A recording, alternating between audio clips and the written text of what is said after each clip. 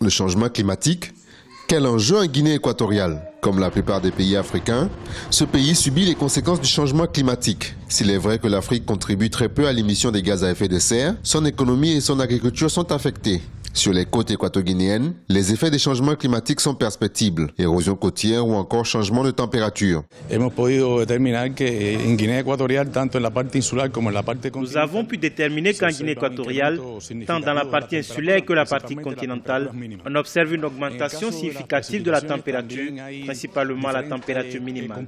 En ce qui concerne les précipitations aussi, on note différents comportements. Par exemple, dans la région insulaire, précisément sur l'île de Bioko, on observe une diminution des précipitations annuelles et le contraire sur la partie insulaire. Se observa una disminución de las precipitaciones anuales, pero se observa un ligero incremento en los días con lluvia.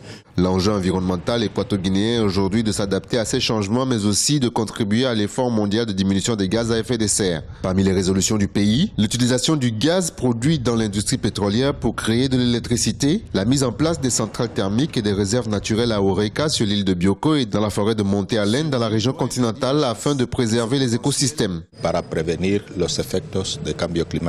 Pour prévenir les effets des changements climatiques, nous avons élaboré le plan national pour la conservation de l'environnement de façon générale.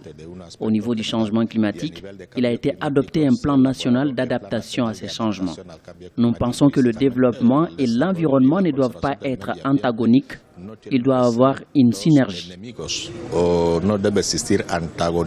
Les experts réunis ici à Malabo veulent faire adopter des gestes au quotidien susceptibles de réduire les émissions de gaz à effet de serre. Au niveau gouvernemental, tous plaident pour la mise en place d'un service de météorologie et une entrée du pays dans l'Organisation météorologique mondiale.